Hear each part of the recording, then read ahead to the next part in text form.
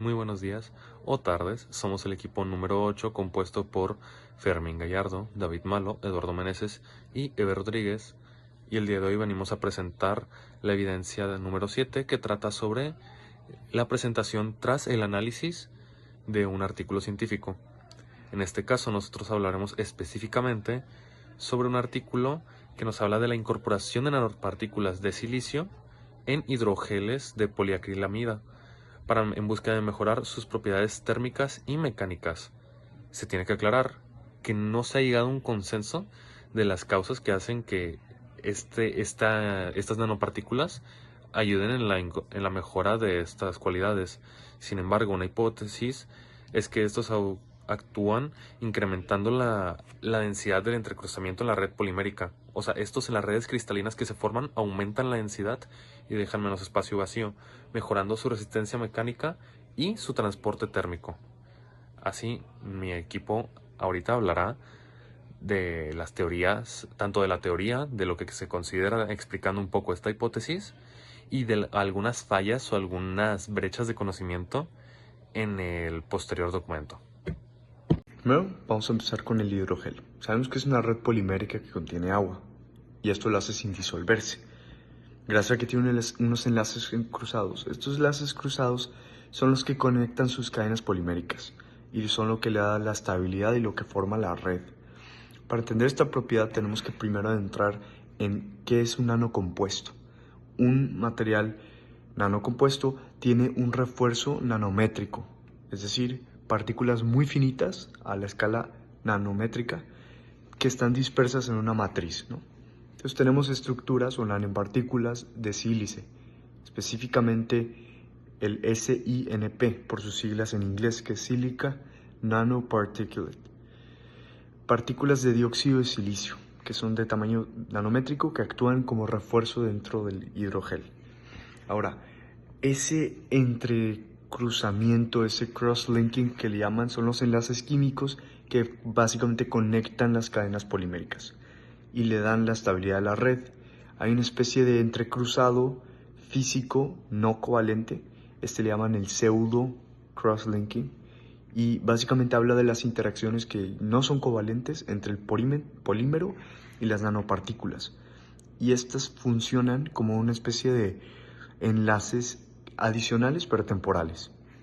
Tenemos un módulo elástico, ¿no? Este va a ser una medida tal cual de la rigidez del material. Una difusividad térmica, que es pues, básicamente la rapidez con la que se propaga el calor, lo pierde, lo gana. Un hinchamiento, que es la capacidad de absorber el agua sin expandirse. Y otros que no son tan relevantes. Básicamente sí tenemos que entender cómo son estas propiedades térmicas y mecánicas del hidrogel. Pues tenemos que entender que la estructura de red y papel de las nanopartículas se comportan de una manera en la que son como puntos de anclaje, ¿no? Básicamente refuerzan estas nanopartículas de sílice, van a reforzar la cadena polimérica, van a ser unos puntos de anclaje con los que se va a reducir la movilidad de las cadenas. Tenemos mecanismos de refuerzo mecánico, que es el efecto de la carga rígida, cuando estamos hablando de la rigidez. Otra vez es esa restricción del movimiento por el entrecruzamiento covalente temporal de esas cadenas que agregan, o sea, son adicionales, pues. Tenemos pues el modelo de predicción, que es la teoría del medio efectivo, en la que no se captan los efectos interfaciales ni la saturación experimental observada. Entonces tenemos el transporte térmico. En hidrogeles el calor se mueve por medio del agua con la que se va haciendo el hinchamiento a través de la red polimérica. Hay una especie de una relación sobre la conducción de calor y la rigidez, ya que la medida en la que hay un aumento en el módulo, pues conforme incrementa la velocidad de las vibraciones, también aumenta la difusión de su calor, ¿no? Y estos son básicamente los puntos clave que tenemos que considerar cuando queremos hablar de las propiedades mecánicas y de los hallazgos sobre sus propiedades térmicas y mecánicas de esas nanopartículas de sílice encontradas en los hidrogeles. Como variables independientes tenemos la concentración de nanopartículas de sílice que hay dentro de nuestro hidrogel y el tamaño de estas propias nanopartículas de sílice. Luego, como variables dependientes tenemos el módulo elástico de nuestro hidrogel, el módulo de compresión, la difusividad térmica que éste presenta y el grado de hinchamiento. Nuestra variable mediadora entre nuestras variables independientes y nuestras variables dependientes sería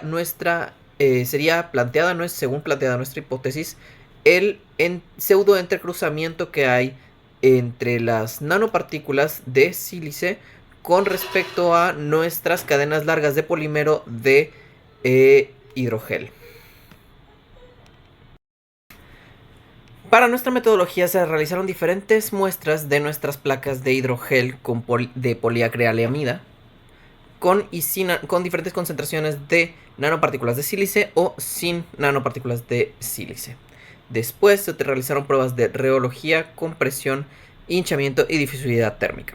Las pruebas de rheología se realizaron utilizando un rheómetro rotacional MCR302 de geometría de placa paralela. En este se generó una lámina de 1 milímetro de espesor, la cual se realizaron las pruebas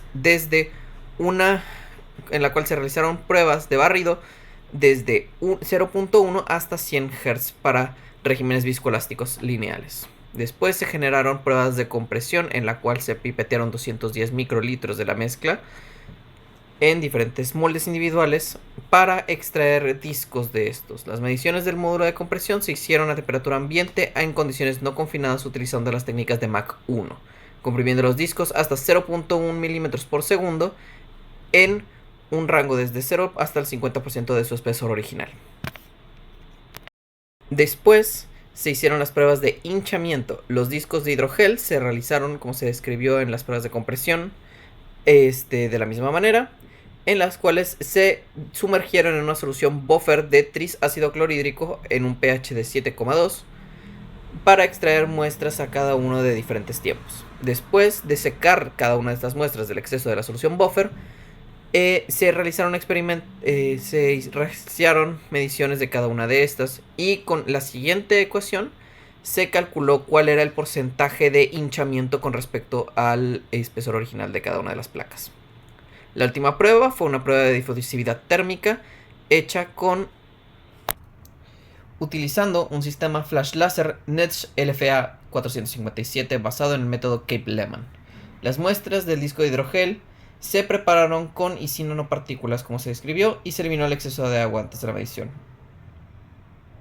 La superficie se recubrió con grafito negro en aerosol para mejorar la relación señal-ruido.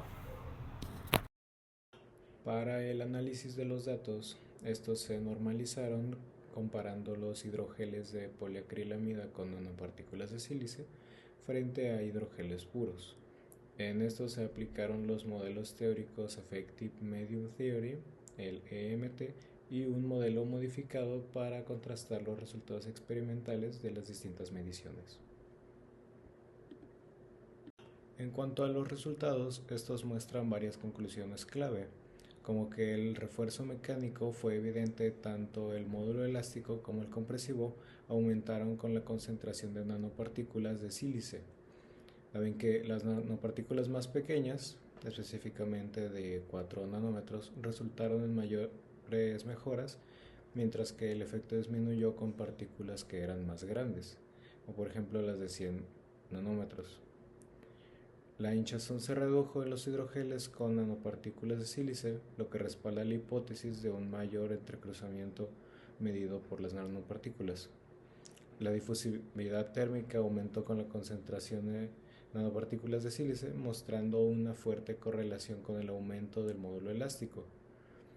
Por último, los resultados experimentales superaron lo esperado por el EMT tradicional, sugiriendo mecanismos adicionales como cambios en la capacidad calorífica o en la dispersión de fonones. Debemos de considerar, si buscamos mejorar el estudio, que hay unas brechas de conocimiento. Entonces, en el trabajo de Zaragoza nos vamos a ir unos cuantos puntos en tanto la evidencia, metodología y datos empíricos para poder mejorar o proponer una mejora, ¿no? Entonces comenzamos con la parte de la evidencia. Entonces tenemos unas ciertas contrariedades en tanto a la evidencia presentada en el trabajo. Comenzamos, por ejemplo, entre el aumento, ¿no?, o la fluctuación del valor del módulo de la rigidez, que varía de un 10% a un 45% en positivo, lo cual hace que pues experimentalmente hay unas contrariedades o unas contradicciones con otros estudios. Entonces se tiene que buscar resolver y estabilizar. Ahora, estos datos van a afectar otros efectos, otras propiedades mecánicas y térmicas. Por ejemplo, cuando hablamos de la conducividad o la difusividad térmica, pues va a estar relacionado con este mismo módulo. Entonces, en la medida en la que buscamos escalarlo y pues cuantificar los efectos, claro que un efecto va a repercutir en el otro. Entonces tenemos también en un porcentaje alrededor del 16% en aumento o de fluctuación de la difusividad térmica. Ahora bien, cuando propone un módulo de una regresión lineal, una dispersión de los datos, en su correlación experimental presenta una R cuadrada muy alta, de un modelo de 0.987, que es bastante alta. Entonces requiere de una repetición estadística para confirmar su validez o proponer nuevas líneas, nuevos datos empíricos, nuevas relaciones para ver, por ejemplo, podría ser relacionar el hinchamiento o cuánto tiempo, una guía práctica para saber cuánto tiempo se tiene que dejar para absorber sin que se disuelva, etcétera, ¿no? Entonces, por ese lado puede ser eso.